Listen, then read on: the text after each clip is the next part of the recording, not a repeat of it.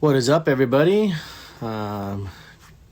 Happy Friday of quarantine. This is Keith here from Tsunami Cables, and we're doing our quarantine live. And so this is, we're just kind of waiting for Uriah Duffy to jump in, and then we will get things rolling. If you have any questions, shoot me a message in here, and I'll do my best to try to get them asked and all that kind of stuff. And we will go from there. Let's see. We've got a couple of questions from before for Uriah as well. Let's see. Let's get him in. View. Duffy. Let's see.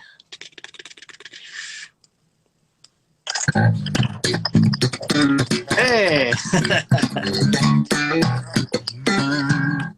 Why am I not surprised that you're playing bass? Hey, what else do we have to do now? right. How you doing, buddy? Doing great, man. We're up here in sunny Richmond, California, just a couple minutes north of Oakland, about 8 minutes. Nice. Yeah, it's crazy raining down here. Like, it's like insane. Yeah. Oh, wow. Yeah, like we've got flash flood warnings, everything. Like, it's crazy. And we're just, I'm just about an hour east of LA. So, it's crazy. We got like crazy big storm coming through. So, super unusual for this time of year, but as is everything. Yeah, I mean, there's a silver lining to a lot of this. I mean, with the lowered pollution and with rain, you guys might be able to walk out and breathe normal.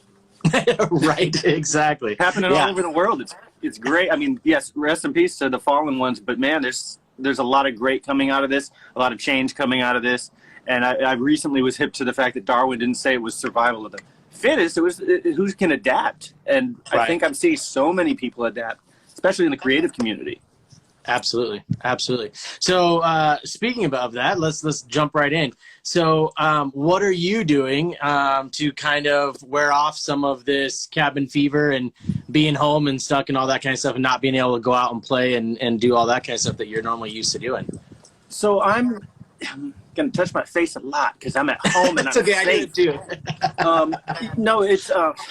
all right, I'm going to be one of the few that I'm grateful every single day. I mean, we all should be grateful every day, but I also know perspective, and a lot of people don't have the option to socially distance. They live with a lot of people, or they don't have a home.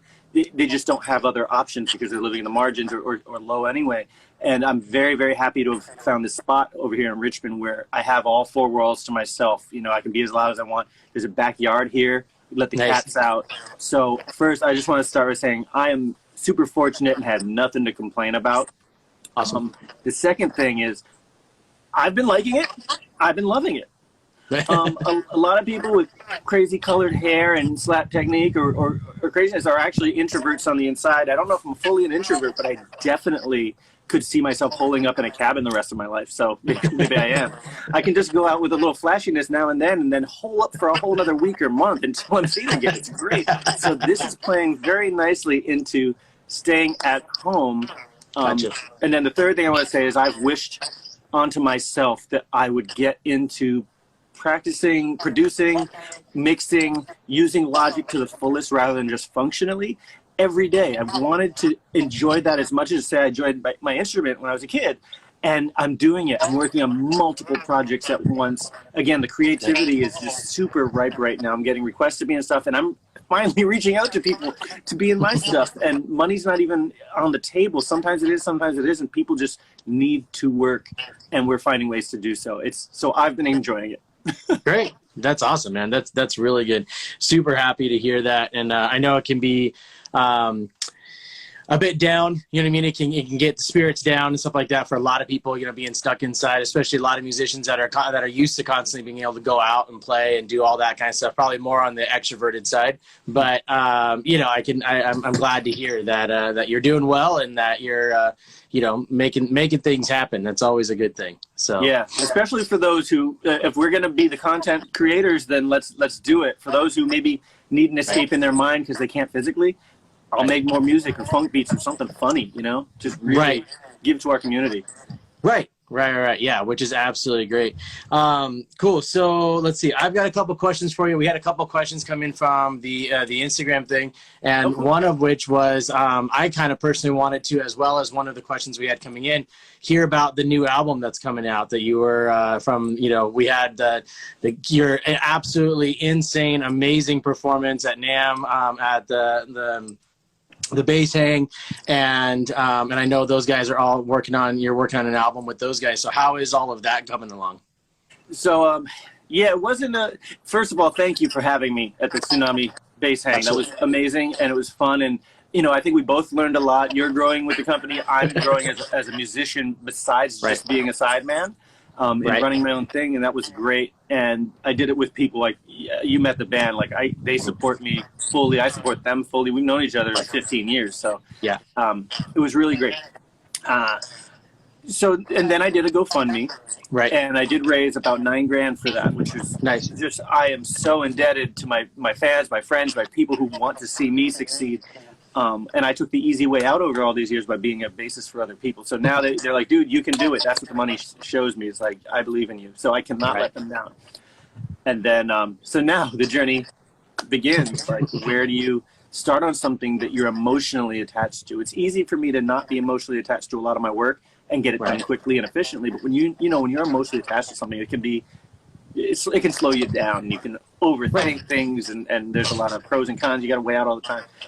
So what I'm doing first, my first steps are just being fully creative for myself on my own. So then the lockdown happens. So I'm able to pick up my bass and start writing tunes without having to rush to a gig or rush to a rehearsal or learn 30 songs for a weekend. I'm offered that opportunity now, so that's what I'm doing. So I'm throwing ideas at the wall that aren't in any category, not funk, not metal, not rock. Just let me see what I produce and sound like. Let me produce like 10 or more things just to see my sound. And so that's what I'm doing, seeing what sticks and getting a lot of good response. And it turns out this weird electro funk that I'm producing is kind of sticking with a lot of people, which is great. Yeah. And then so then I need to move on and hone in the ideas for the album and maybe get a cohesive view of what that's going to be. And then I just write the songs and go in the studio. So I'm still in the very much beginning steps. Right.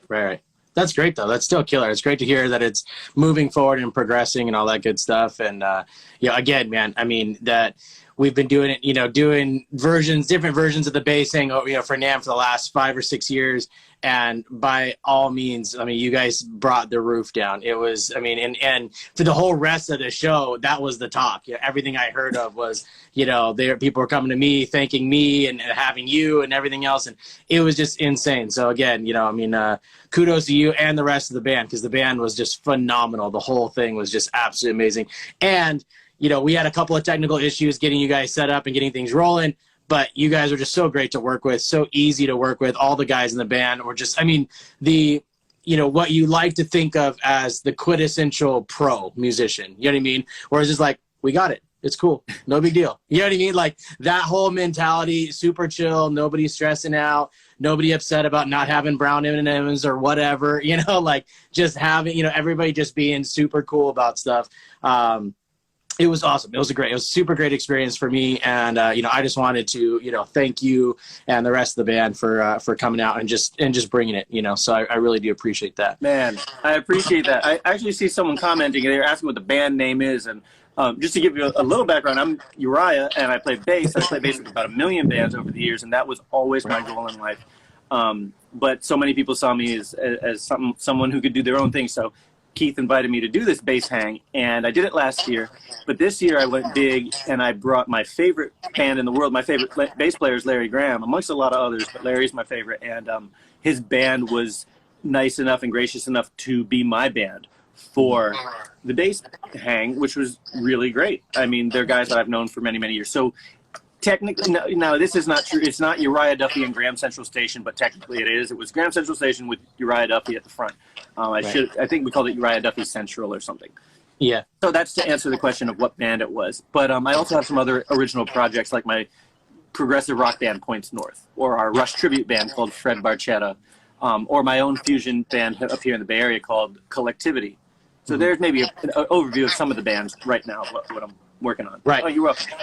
Yeah, and anybody who's checking this out, you got to follow Uriah, because first of all, I mean, other than just being an absolutely insane musician and amazing, is in a bunch of killer bands. All the musicians you play with are absolutely amazing. Everything is killer. Everything that you put out is always top notch. I love seeing it. I love seeing stuff from collectivity with all of the stuff you're doing with Ben and all the crazy kind of funk fusion crazy stuff you guys are doing, to the Points North stuff, to everything back and forth. I love it. I love how eclectic and how across the board you are. With everything, which is great. I mean, I think that's absolute music, because, I mean, we all, as being musicians and being, kind of just fans of music in general, very rarely are you just a metalhead fan. Even if you are a metalhead, you like, maybe some jazz, maybe you like some pop, maybe you like some funk or whatever. So I love the fact that you're out there just, spreading, doing so many different things, man. It's so cool to see. So thank you as a fan. Thank you for that. Oh man, much appreciated. Absolutely. Okay, so we had a couple questions, and I'm going to probably butcher this name, but I think I saw him in here too, but it was the Hattie Show. I could be wrong. That's my friend. handle. I know him. Okay. Yeah. So, okay, so the second question he asked was, what was your favorite memory with Whitesnake? Now, that's an interesting one. For those of you who don't know, a little background, I played with Whitesnake from 2009 to about from 2005 to 2010. I'd say that era. So about 5 years of my life. And it was a dream come true to me. I watched MTV as a kid, including Here We Go Again video. As we were about the same age. We saw that MTV had music on it back then. Right. And I didn't picture anything but being on big stages like Def Leppard stage and Whitesnake stage and all that. And those guys were going to be my friends because they were when I was a kid. And you believe something enough, it actually happens. So they all became my friends. My MTV reality became my peers, my colleagues, and I got to tour. So honing on one memory is going to be really, there's so many categories. There's the nasty, and there's the when I got punched in the face in Amsterdam walking around by myself, and then there was the best performance I'll say is 2006. We played in Serbia. I don't think Whitesnake had been there in 30 years, 35 years or something. And it was very much, you could feel the magic in the air. In fact, touring a lot of the old Eastern European places that were war-torn in recent history with bombs and bullets, and you could see office buildings looking like the Oklahoma bombing just in today's world. You could see that, and I like to go and explore those buildings. I love to walk around and check it out. But to see these people come to a stadium, fill the stadium, pay a very much higher percentage of their rent on a ticket than we do on tickets. Right. And no party lines, no religious lines, no nothing, just people honestly there for music. It was definitely one of the best shows of my life. It was only about 10,000 to 12,000 people, but I'll never forget that show. And it recently showed up on YouTube, so Serbia was definitely that. And then the biggest show was Download Fest in UK, and that was about 80 or 90,000 in 2009. That's crazy. Those are great memories. Yeah, absolutely. Very cool. Okay, so he also asked, let's see, describe the Paisley Park gig with Prince. Haha. I see Miss Johnny Friday tuned in. You tuned in just in time, Rachel. Prince had been... I'd been kind of orbiting in his circle of musicians and friends and colleagues for a while. And there was this woman named Liv Warfield, who was a dear, dear friend of mine, like a little sis to me. And she sang back up for Prince. She had her own thing going on, and then she sang in his band, the big band, all his bands, and she was one of the singers. And then he promoted her on her own project. So she picked me up as a bass player for a few years. And I'll never forget showing up to the Beverly Hills Hotel once, and the manager for Liv sitting by the pool and inviting me to come over and say hi. And he just goes, "I've sent some videos to Prince." I'm like, "Of me?" He's like, "Yeah, I picked your best ones." I'm like, you don't want me to pick them for you? So I just had to then picture Prince sitting at a little computer, like watching the bad quality YouTubes of me from over the years, playing all these different weird styles of music. And then that led to him, obviously approving of me and being in the band.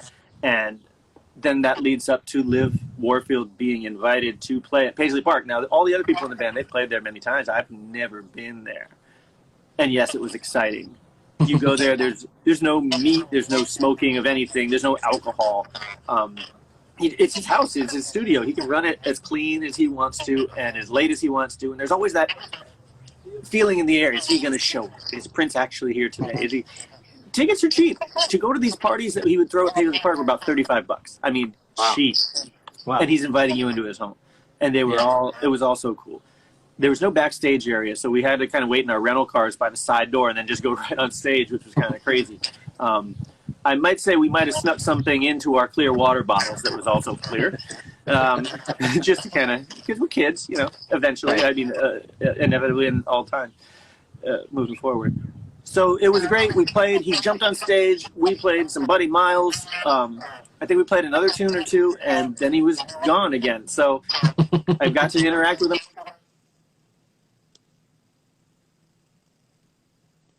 Let me see if I can get my battery, my external battery working. Oh, you're cool. No worries.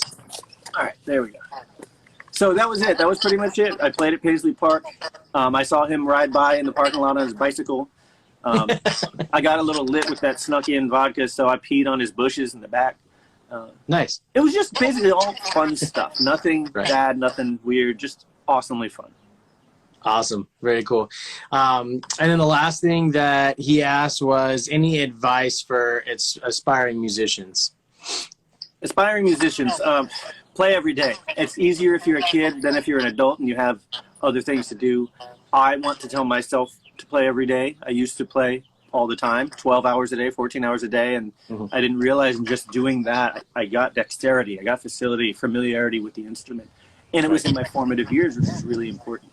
Right. That's not to say that adults can't start at a later age, too. You actually have more emotional things to draw on. That takes longer for the kid to figure out in life. So as an adult, you know what a dollar is worth when you got to pay bills. You can put that in a song. Right. So, but playing all the time, being familiar with something, they say mastery is 10,000 hours. Some kids are getting that 10,000 hours on Call of Duty, and they're going to be really, really good at what? Identifying guns or something. It's like, put your 10,000 plus into your instrument, guaranteed you'll win. Yeah. Yeah, absolutely. Absolutely. I'm a graduate of MI, a Musicians Institute, and like just going into that school to coming out of that school and, you're playing easily, 12 hours a day, you know what I mean? In instructional, playing in classroom and stuff like that.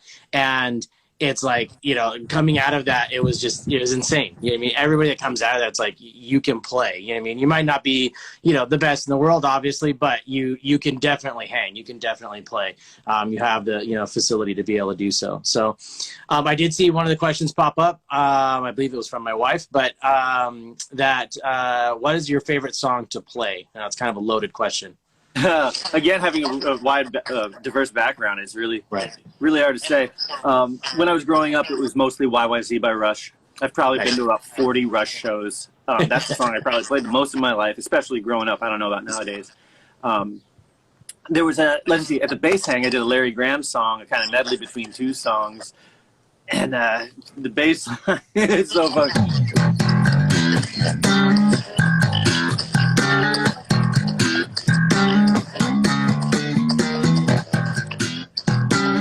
One of my favorite Larry Graham bass lines. Nice. Yeah, and the song's like It's All Right. It's just one note with a wah-wah.